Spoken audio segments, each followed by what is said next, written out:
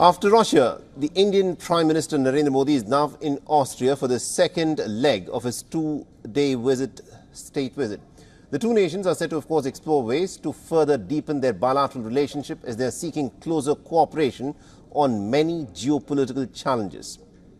Now, this, remember, is the first visit to Austria by any Indian Prime Minister in over 41 years. The last time there was an Indian Prime Minister who visited Austria was way back in 1983, when Indira Gandhi, the then Indian Prime Minister, had visited Austria. Now, the Indian Prime Minister was welcomed by the Austrian Foreign Minister Alexander Schallenberg. Earlier in the morning, the delegations from both sides concluded their talks on bilateral cooperation.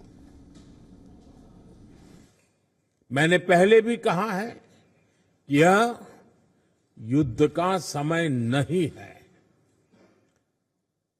समस्याओं का समाधान रणभूमि में नहीं हो सकता। कहीं भी हो, मासूम लोगों की जान की हानि स्वीकार्य नहीं है। भारत और ऑस्ट्रिया शांति और स्थिरता की जल्द से जल्द बहाली के लिए डायलॉग और डिप्लोमेसी पर बल देते हैं। There is a very good relationship between India and Austria.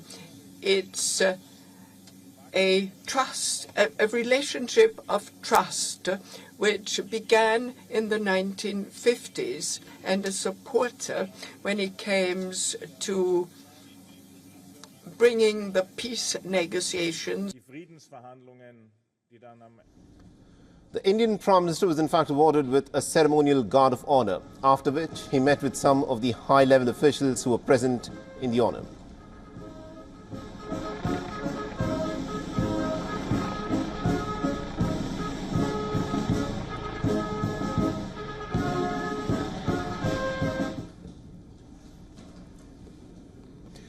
The Indian Prime Minister then signed the guest book at the Federal Chancellery in Vienna.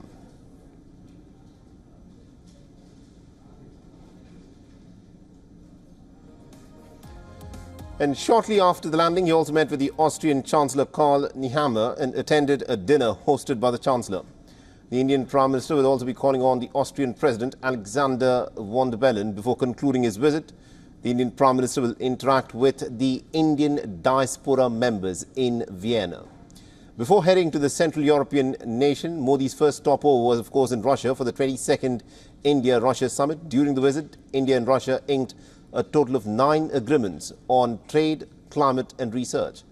And according to a joint statement, India and Russia agreed to work towards a bilateral settlement system using national currencies. They also expanded cooperation in key energy sectors, including nuclear energy, oil refining and petrochemicals. The major thrust of Putin and Modi's talks was on economic engagement in the newly proposed Chennai-Vladivostok Eastern Corridor. Fertilizer supply from Russia to India was a part of the discussions as well. And most significantly, Russia and India have now set a bilateral trade target of about $100 billion by 2030. As the Prime Minister concluded his historic visit to Russia, the United States said that it will still continue to view India as a strategic partner and will have a robust dialogue with the country.